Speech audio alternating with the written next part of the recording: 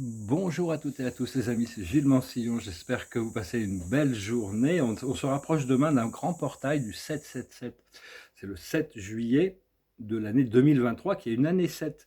Donc c'est vraiment un point tournant ce mois-ci. Si on est prêt, je pense qu'il y a beaucoup de possibilités pour de grands changements.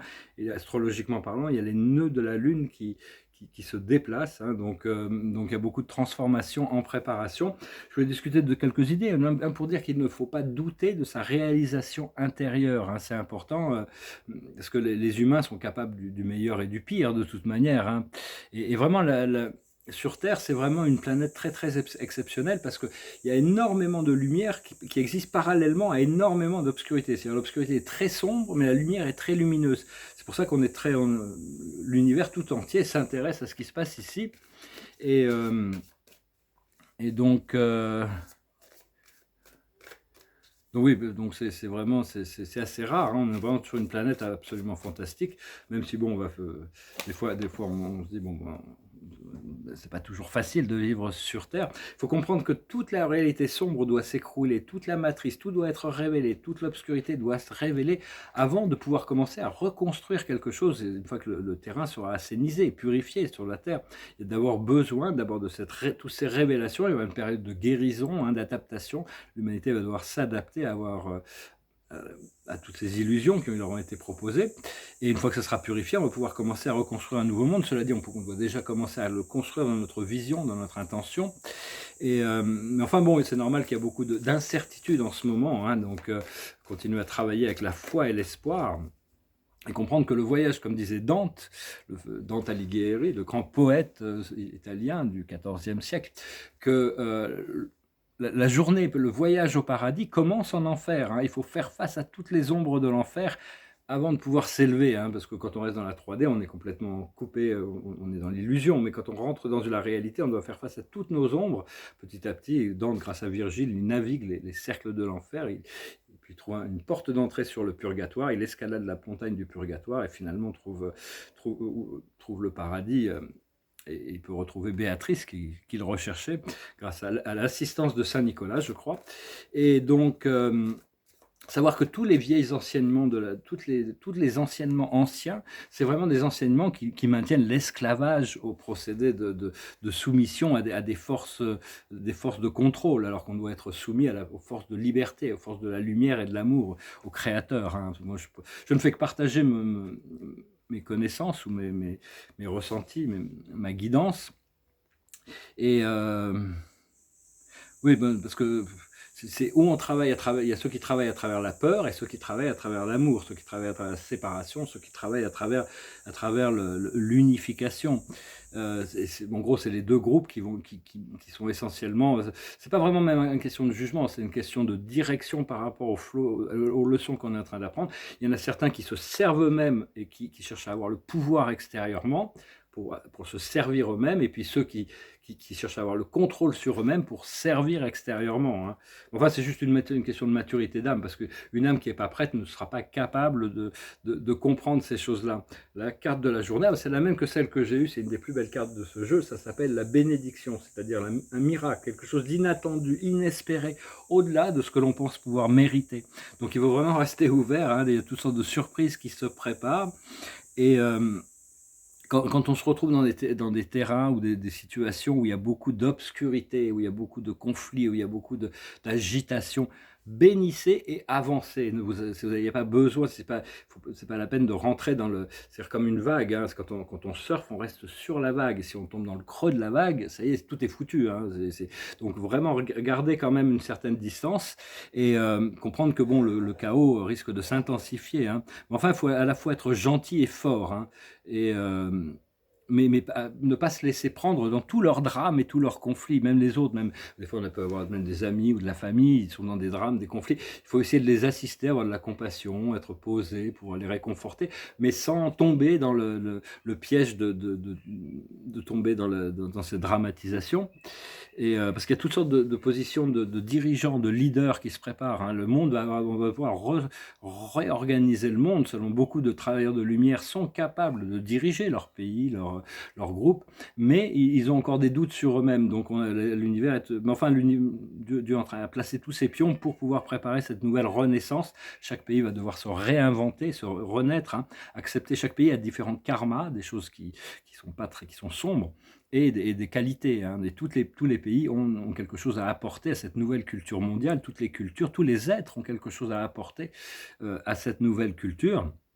S'ils sont prêts aussi, parce que la nouvelle culture, on ne pourra pas rentrer, ceux qui sont les racistes, les méchants, les criminels, enfin des gens qui sont brutaux, tout ça, eux ne pourront pas, c'est pas encore leur moment, ils vont aller sur une autre planète apprendre ces leçons, ils seront réintégrés d'ici 1000 ans s'ils ont atteint les leçons. Mais bon, il y a toutes sortes de positions, hein, parce que l'ego a toujours peur d'être inadéquat, et il s'accroche à ses traumatismes. Donc soyez audacieux, soyez courageux, soyez confiants. Hein. Bientôt, l'esprit me dit que ma confiance va revenir, et donc ça va vraiment... Déjà, bon, je me considère assez privilégié au niveau énergétique, mais je veux dire, il va y avoir vraiment une assise qui va être beaucoup plus puissante, on va vraiment pouvoir avancer joyeusement dans ce qui arrive, mais pour ça, bon, on a cette zone de confort qui est la bien-aimée, on est dans notre zone de confort bien-aimée, et des fois, il faut lâcher prise sur cette zone de confort, ce qui n'est pas toujours évident, hein. Et donc, parce qu'on est vraiment ici en mission pour le Père et la Mère Dieu, hein, de toute manière, et pour le Créateur suprême, on est tous intégrés dans cette conscience, hein, on n'a pas le choix. Faut comprendre que tous les actes de violence qu'on peut voir dans les médias sont des choses orchestrées, c'est des scénarios qui sont spécialement dessinés pour garder les gens dans le conflit et la peur. C'est-à-dire, et comprendre que si on est dans notre voie d'ascension, tout ce qui est sombre, tout ce qui est lourd, tout ce qui est impur, c'est pas notre affaire. Hein. Nous, on a dépassé cette leçon. C'est les autres qui sont en train d'apprendre ça. Hein. Et donc, ils jouent le jeu de la dualité. Nous, on doit jouer le jeu de l'unité, le jeu de l'anneau d'or. C'est un anneau d'or, c'est un cercle éthérique, et il y a un point de lumière qui se déplace dans l'anneau d'or.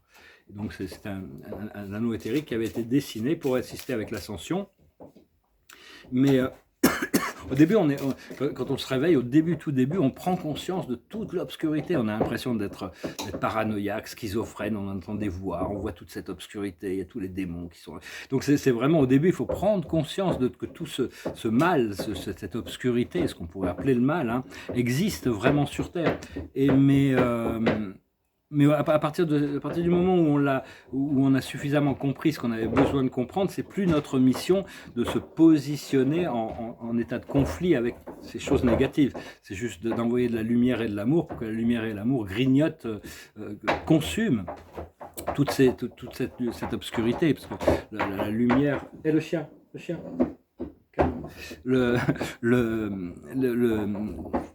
Disons que la lumière consume l'obscurité. Si on arrive dans une pièce sombre avec de la lumière, l'obscurité doit disparaître. Donc c'est vraiment, on doit chercher cette paix, cette harmonie, cet équilibre à l'intérieur. Notre paix d'esprit et notre bien-être est plus important que tout ce qu'on peut penser faire. Il faut vraiment abandonner la brutalité et la violence. Hein. C'est vraiment très très important. C'est des choses qui ne peuvent pas être en harmonie avec la voix divine. Hein. Et... je veux aussi parler du Christ. Le Christ, ça n'a rien à voir avec Jésus, en réalité. C'est les principes de l'enseignant, de l'enseignement, de l'amour inconditionnel et du pardon inconditionnel. C'est des principes qui avaient été développés dans notre univers il y a 13 millions d'années, pour la première fois, comme une solution par rapport aux guerres d'Orion et de Sirius. C'était un Sirius, c'était un Merlin. Mais le Christ, donc c'est vraiment l'énergie qui revient, c'est le Christos Sophia. Il revient, le deuxième retour du Christ est voulu qu'il revienne depuis l'intérieur, dans le cœur des humains. Donc il y a des millions de Christ qui reviennent. Et donc c'est vraiment l'énergie que les travailleurs de lumière, ceux qui montrent le chemin, ont besoin d'intégrer, cet amour inconditionnel, ce pardon inconditionnel, l'amour et l'unité contre la peur et la séparation. Il y a toutes ces grandes familles spirituelles aussi galactiques qui nous assistent, hein, que les trois plus importantes sont les Pléiades, Arcturus et Sirius, même s'il y en a plein d'autres, hein, quand même, et tout le monde suit la direction d'un maître ascensionné qu'on appelle Sananda, qui est le Christ en réalité, et qui est dirigé par le commandeur Ashtar sous la direction de certains archanges. Mais enfin, c'est Sananda qui a vraiment le dernier mot. Là, hier, on m'avait contacté il y avait Alpha du Centaure, cette étoile qui est une étoile qui a été consumée dans la lumière et la vie il y a très très très longtemps. Ils sont très avancés. Et donc, j'ai essayé de voir, parce que même aux Pléiades ou Alpha du Centaure, il y a des rebelles encore. Hein. Il y a encore des êtres qui sont dans la 4e dimension, qui cherchent encore à explorer l'obscurité. Donc, il faut quand même avoir du discernement sur les choses. Personnellement, mon contact sur Alpha du Centaure, j'ai tout de suite pensé à contacter mon ami, le commandeur Soltec. C'est le commandeur d'un vaisseau qui s'appelle le Phénix. Je lui ai demandé s'il n'était pas trop occupé pour moi. Il m'a dit, je suis jamais trop occupé pour toi. Parce que bon, il a énormément de responsabilités. C'est un vaisseau, c'est le plus grand vaisseau interdimensionnel de notre univers. Le Phénix, il maintient la 172e dimension, à la cour des plus hauts, hein, des pères des constellations. Et c'est un pulse, c'est l'ordinateur du Phénix, c'est la plus grande artificielle intelligence. On lui donne les informations, il retransmet un pulse qui se retransmet pour assister tous les ADN à l'intérieur des codes de feu de l'ADN, de tous les ADN de l'univers pour les faire évoluer. Donc ça m'a fait plaisir de revoir Commandeur Soltec. Quand on le voit dans son corps avatar, il a une tête de faucon. Hein.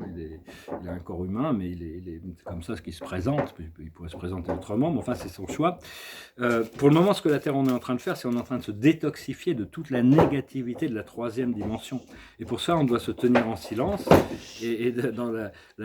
Parce que la non-action, c'est une forme d'action, hein, dans un sens. Et on peut faire plein de choses dans le silence et la non-action grâce à nos intentions, nos pensées. Des pensées bien dirigées ont plus de pouvoir que des actions chaotiques et agitées. Et donc, c'est important de respecter les limites, hein, respecter nos propres limites et respecter les limites des autres, et ne pas laisser les autres dépasser ces limites, hein, parce que sinon on perd notre souveraineté. Enfin, en général, il y a la loi de non-interférence. Tous les êtres sont souverains, toutes les âmes sont sur leur programme, donc on n'a pas le droit d'interférer. Cela dit, souvent on sent la nécessité d'apporter de la lumière, d'expliquer, de communiquer.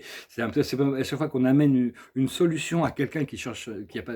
Plutôt que de laisser trouver sa solution, on crée un déséquilibre karmique quand on apporte une solution à quelqu'un qui n'a pas encore trouvé la solution à l'intérieur de lui-même, mais c'est acceptable. Après ça, l'équilibre se retrouve. Ça fait partie du procédé bien sûr d'aider, hein, de participer à cette guérison, hein, c'est-à-dire on doit être... C'est-à-dire que la non-interférence, c'est la règle majeure, à moins des cas exceptionnels. Si on est amené à voir une situation et on pense pouvoir apporter une solution, c'est ce qui permet aussi à l'univers d'évoluer. Mais là-haut, ils n'ont pas trop ils sont quand même, ils ont plus d'espace, ils se rapprochent, mais il reste quand même sur le fait qu'à chaque fois que les extraterrestres sont intervenus ici sur Terre, ça s'est pas toujours bien passé, que ce soit les Anunnaki, que ce soit même les Pléiadiens, les Arcturiens n'étaient pas très contents quand les Pléiadiens ont inséré leur génétique dans les primates terrestres, parce qu'ils préféraient que laisser la vie se développer naturellement. Après ça, il y a eu les Orions, il y a eu toutes sortes les Grecs, les Égyptiens, tout ça, et c'est des extraterrestres qui étaient venus intervenir. Mais quand ils ont dû partir, parce que le Christ arrivait, et tout le monde, goodbye, les humains sont vraiment très très délaissés. Donc on ne veut pas pouvoir, ils vont venir nous aider, mais on doit trouver notre propre pouvoir, nos propres solutions ici-bas. Hein. Cela dit, on est toujours à l'écoute des bonnes idées, hein, on peut les intégrer. Donc voilà, écoutez, je venais vous saluer aujourd'hui, il fait assez chaud ici. Je vais finir avec une chanson, je vous remercie d'aimer, de partager, de commenter, de souscrire, je vous remercie infiniment pour vos dons. Et c'est une chanson anglaise de David Bowie qui s'appelle The Man Who Sold the World. Goes like this. We passed upon the stairs, we spoke of what and when, although I wasn't there, he said I was his friend, which came as a surprise. I spoke into his eyes, I thought you died alone, a long, long time ago. Who knows? Not me, we never lost control. Your face to face with the man who sold the world.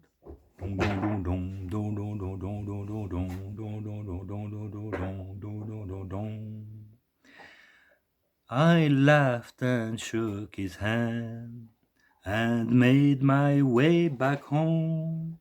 I searched for form and land, For years and years I roam, I gaze a gazeless stare. We walked a million hills, I must have died alone, a long, long time ago. Who knows? Not me, I never lost control. Your face to face with the man who sold the world.